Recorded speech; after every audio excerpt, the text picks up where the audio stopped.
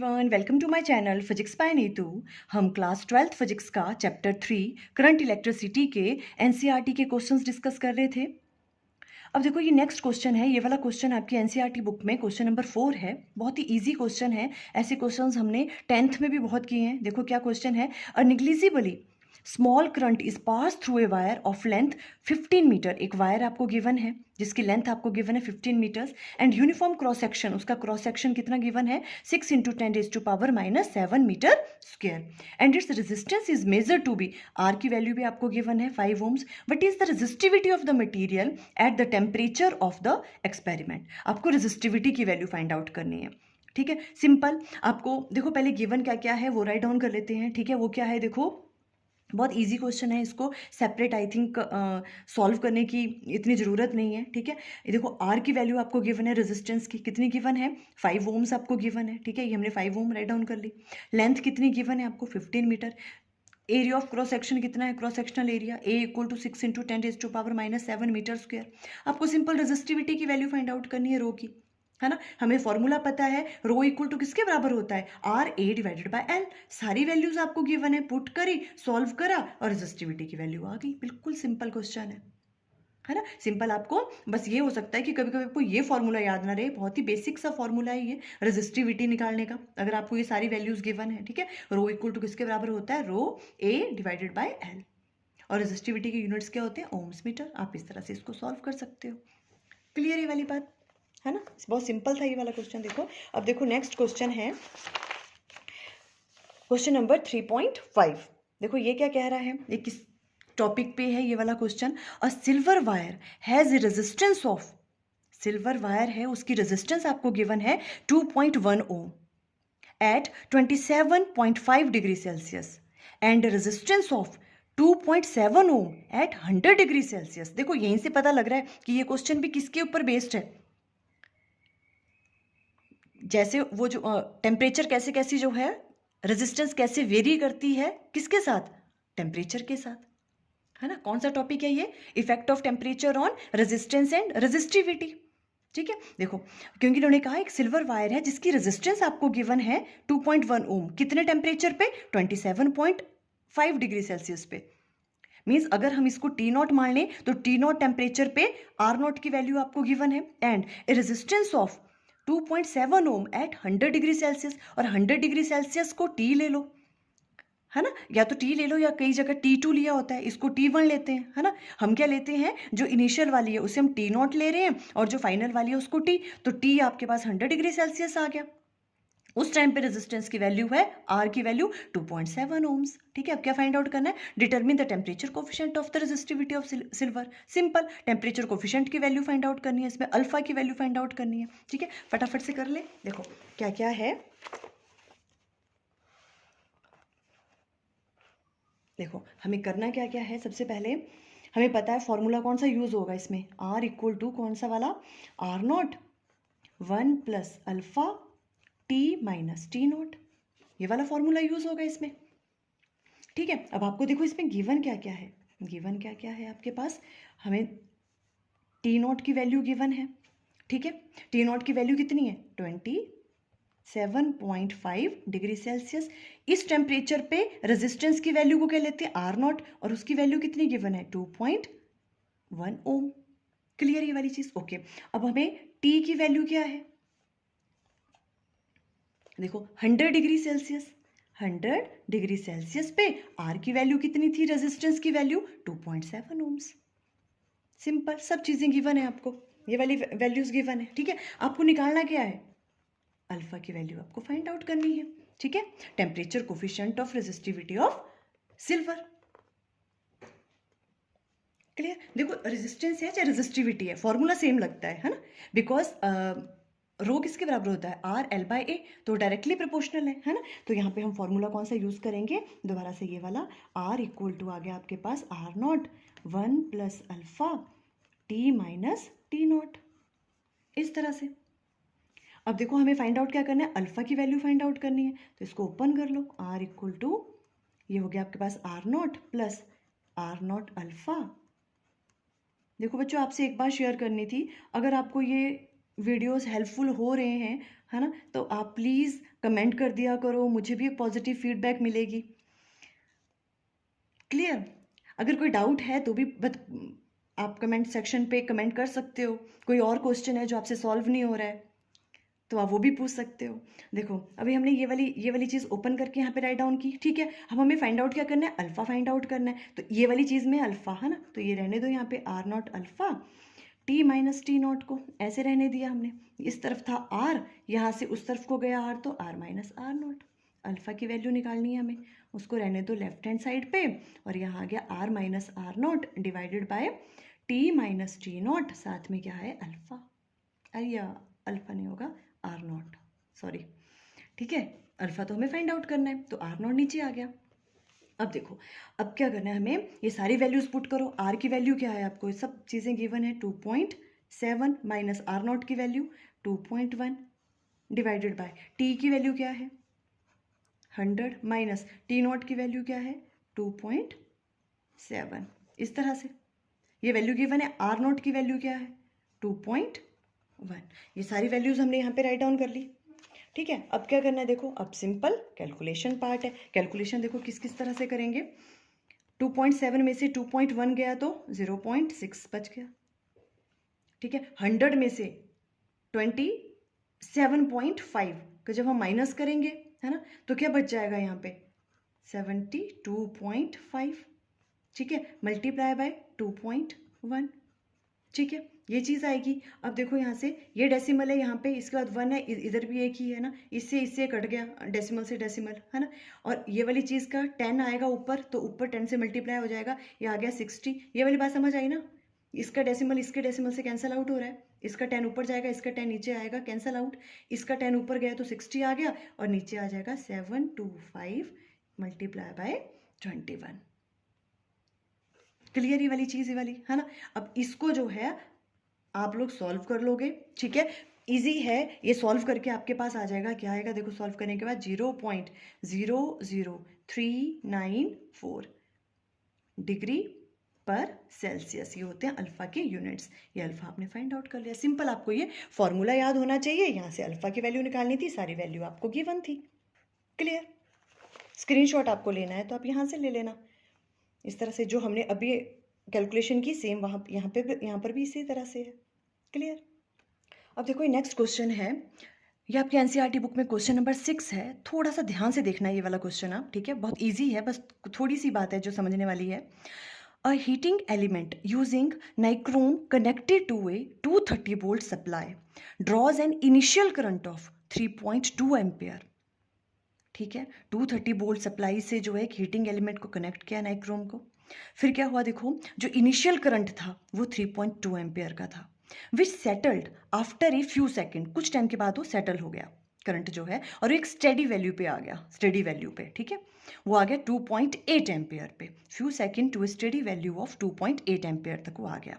Means आपको initial current की value given है और स्टेडी करंट की वैल्यू गिवन है। पहले इनिशियल करंट ज़्यादा था, फिर कुछ टाइम के बाद क्या हो गया, वो स्टेडी करंट पे आ गया, ठीक है, तो उसकी वैल्यू भी आपको गिवन है। ओके, अभी तक तो ये समझ आ रहा है। क्वेश्चन में आगे क्या पूछ रहे हैं, what is the steady temperature. आप बताओ कि जब ये स्टेडी करंट था तो उस टाइम पे टेम्परेचर क्या होगा। What is the steady temperature of the heating element if the room temperature is 227 degree Celsius. आपको जब ये स्टेडी करंट था उस टाइम पे बतानी है टेम्परेचर की वैल्यू, ठीक है। एंड रूम टेम्परेचर ये वाला है 27 डिग्री सेल्सियस, तो ये कौन सी वैल्यू गिवन होगी, टी नॉट की, जिस टाइम पे इनिशियल करंट कितना था 3.2, इतने पे, ये रूम टेम्परेचर की बात कर रहे हैं, ठीक है। रूम टेम्परेचर ये वाली वैल्यू, ये मतलब टी नॉट की वैल्यू आपको गिवन है ना। जब इनिशियल टेम्परेचर ये वाला था तो करंट कितना था 3.2 एम्पियर। क्लियर? अब ये क्या पूछ रहे हैं कि जब कुछ टाइम के बाद जो करंट है वो सेटल डाउन हो गया, ठीक है, अपनी स्टेडी कंडीशन पे आ गया, स्टेडी करंट जो है वो था 2.8 एम्पियर, उस टाइम पे बताओ कि टेम्परेचर क्या होगा। मीन्स आपको स्टेडी टेम्परेचर फाइंड आउट करना है। जब करंट की वैल्यू इतनी थी, ठीक है, तब बताओ टेम्परेचर की वैल्यू कितनी है। मीन्स आपको ये कौन सी वैल्यू गिवन है, आपको स्टेडी करंट की, है ना, और उस टाइम पे टेम्परेचर फाइंड आउट करना है आपको। मीन्स आपको क्या वैल्यू फाइंड आउट करनी है, टी की वैल्यू फाइंड आउट करनी है। टी नॉट आपको गिवन है। मीन्स दोबारा से ये वाला क्वेश्चन कौन सा आ गया, effect of temperature on resistance and resistivity. देखो हुआ क्या होगा, देखो जब स्टार्टिंग में था, स्टार्टिंग में क्या हुआ, जैसे ही नाइक्रोम वायर में हमने वोल्टेज सप्लाई की, ठीक है, तो कितना करंट आया, 3.2 एम्पियर, है ना। अब जैसे ही हीट होना स्टार्ट हुआ वो, है ना, जैसे हीट होता है तो हीट से क्या हो गया, टेम्परेचर राइज हुआ, है ना। जब टेम्परेचर राइज होगा तो टेम्परेचर के इंक्रीज होने से क्या होगा, रेजिस्टेंस भी इंक्रीज होगी, रेजिस्टेंस इंक्रीज होगी तो करंट क्या हो जाएगा, कम हो जाएगा, है ना। तभी तो देखो करंट क्या हो गया, सेटल डाउन हो गया, कुछ टाइम के बाद स्टेडी करंट आ गया ये वाला। तो यहां से हमें पता चल रहा है कि ये कौन सा क्वेश्चन है, किस टॉपिक से है, effect of temperature on resistance and resistivity. तो वो फॉर्मूला यूज करना पड़ेगा। यहां तक क्लियर हुआ, जो चीजें हमें गिवन है। Okay, temperature coefficient of the resistance of the nichrome arranged averaged over the temperature range, means आपको क्या वैल्यू गिवन है, अल्फा की वैल्यू भी गिवन है, टेम्परेचर कोफिशिएंट की 1.7 इंटू 10⁻⁻⁴ डिग्री पर सेल्सियस। ठीक है, अब आपको देखो क्या क्या करना है, सिंपल हमें देखो, पहले हम यहाँ पे राइट डाउन करते हैं क्वेश्चन से कि हमें एक तो फॉर्मूला कौन सा यूज करना है। देखो इसमें हमें पता लग गया कि वही वाला फॉर्मूला यूज करना है, R equal to R0 1 plus alpha T minus T0, ये वाला फॉर्मूला यूज करना है हमें, है ना। पर देखो अभी हमें प्रॉब्लम क्या आ रही है, हम देखो हम T0 की वैल्यू, T0 क्या है आपके पास, इनिशियल टेम्परेचर, ठीक है, जो रूम टेम्परेचर था, इनिशियल टेम्परेचर, वो कितना है, 27 डिग्री सेल्सियस। ये आपने ध्यान से लेना सोच समझ के, ठीक है, 27 डिग्री सेल्सियस है ये, मीन्स आपके पास T0 की वैल्यू ये वाली आपको समझ आनी चाहिए, आपको गिवन क्या है, T0 ये वाली वैल्यू गिवन है, तो ये तो होगी प्रॉब्लम सॉल्व। T0 पे रेजिस्टेंस की वैल्यू कितनी होती है, R0, ठीक है, ये चीज हमें अब फाइंड आउट करनी है। रेजिस्टेंस की बात तो इन्होंने कहीं नहीं करी है ना, हमें R0 की वैल्यू फाइंड आउट करनी है, ठीक है। अब ये प्रॉब्लम है, देखो कैसे सॉल्व करें हम। देखो हमें पता है V इक्वल टू किसके बराबर होता है, V इक्वल टू किसके बराबर होता है, IR के बराबर, कोई प्रॉब्लम नहीं है ना। अगर हमें R की वैल्यू फाइंड आउट करनी है तो क्या आ जाएगी, V divided by I।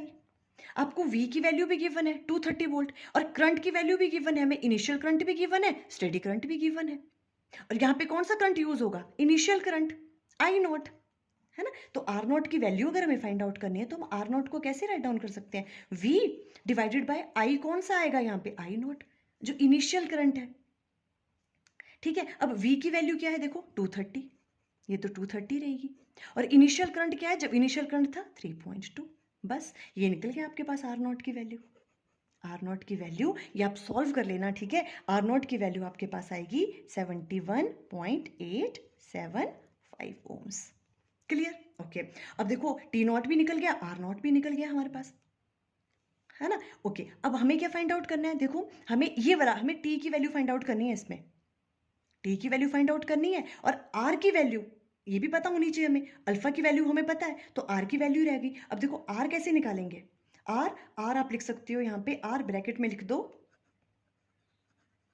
Steady, हम जब स्टेडी स्टेट की बात कर रहे हैं, है ना, स्टेडी स्टेट की, तो उस टाइम पे R होगी उसकी रेजिस्टेंस, और वो कैसे निकालेंगे, V डिवाइडेड बाय I, जो स्टेडी करंट था, वो वाला करंट ले लेंगे यहाँ पे, कोई प्रॉब्लम नहीं है ना। V की वैल्यू तो यही रहेगी, तो R की वैल्यू क्या आ गई आपके पास, V की तो वही है 230 डिवाइडेड बाय जो आपके पास स्टेडी करंट है उसकी वैल्यू कितनी है 2.8, ये वाली चीज आ गई, ये आपके पास R की वैल्यू आ गई, है ना। ये आप सॉल्व कर लोगे तो यहाँ से ये सॉल्व करके हमारे पास जो वैल्यू आएगी वो कौन सी आएगी, देखो ये आप सॉल्व करना 82.143 ओम्स, ये वाली आ जाएगी, ठीक है। ये R0 की वैल्यू आ गई, ये R की वैल्यू आ गई, ठीक है। एक बार दोबारा से सारी चीजें राइट डाउन कर लूँ मैं, है ना, इधर क्लियरली कि क्या क्या हमारे पास वैल्यूज आई हैं। अब देखो हमारे पास अब क्या है, T0 की वैल्यू है 27 डिग्री सेल्सियस, ठीक है।